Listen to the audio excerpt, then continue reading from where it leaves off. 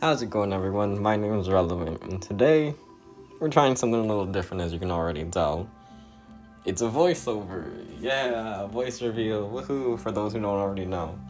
But today I wanted to talk about my mindset as a forward player, because for the team Vendetta that I'm currently on, I am the forward main that / harasser. So I want to talk about my playstyle and mindset when I use forward.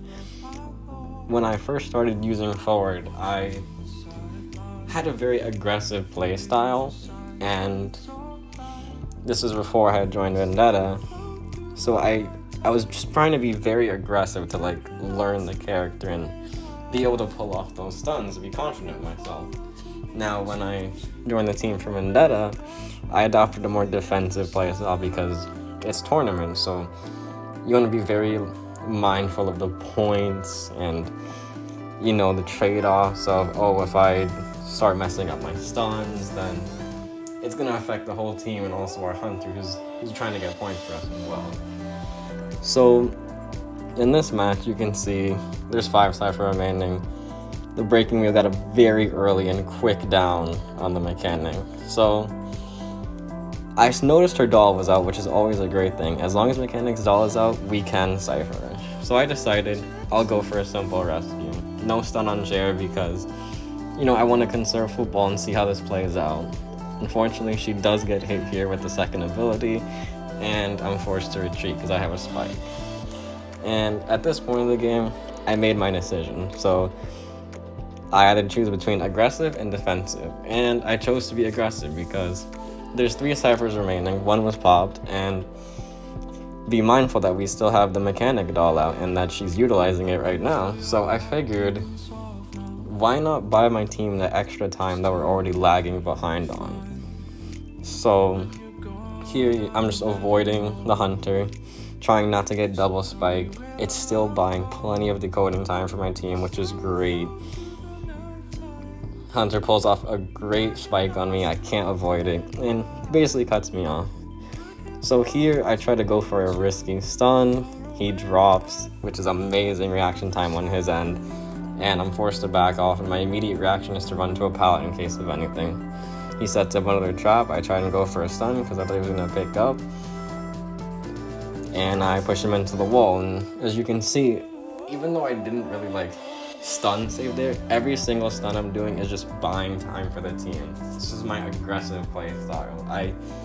I try to force those engagements in order to just buy my team that time to make up for the decoding. I go for 1 more stun here out of football, so my job here is done. I can't really do anything anymore. I did my first rescue. I used my football to harass as long as I can. And with that, I brought us down to 1 Cypher remaining, which is awesome. Mechanic still was Cypher rushing. My other teammates are Cypher rushing, so that's great. Now at this stage of the game, the end game, I need to prepare myself for end game. My football's out. We're all pushing this last Cypher. He's forcing us off of it. So one of us has got to go.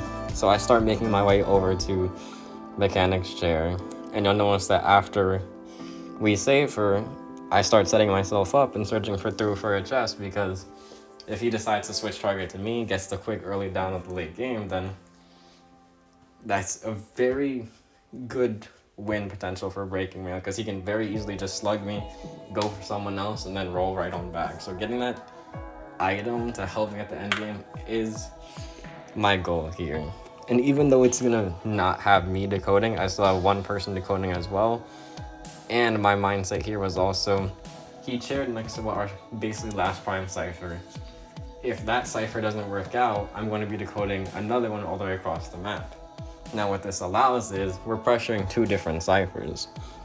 So having that 2 different Cypher pressure is going to force the hunter to also make decisions to see whether or not he needs to stop those Cyphers from being done or go for those chase engagements. So as we see here, he chose to go for that force engagement, goes after the perfumer, and gets the quick down. Entomologist is on the Cypher, forcing it. I'm all the way across the map, and my other teammate's heading over to push that Cypher. So we're setting up the pressure we need to also make the hunter make the decisions of what he should be doing for this end game setup as well. Now he starts to make his way over to Decipher to push anyone off, see if he can get a lucky thorn, which is ideally what you want to do in this case, and he goes immediately back for the chair. Mechanic's gonna try and go for the save, does get spiked, but pulls off the rescue and immediately gets hit off chair. So now Tide Turner's in play.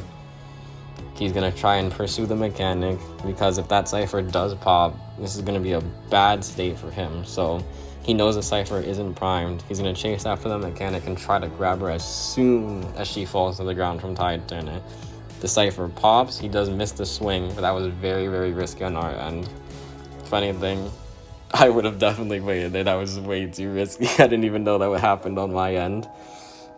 So here he switches targets. He knows that mechanic, if he can just get one person injured, he's going to slow down the gate decoding on the other end of the map.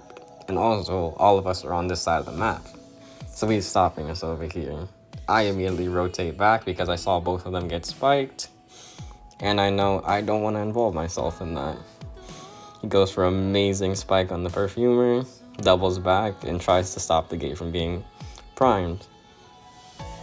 Throws a great trap on the Entomologist here, getting a quick down. Now he's going to look to chair her and possibly roll all the way to the other side of the gate.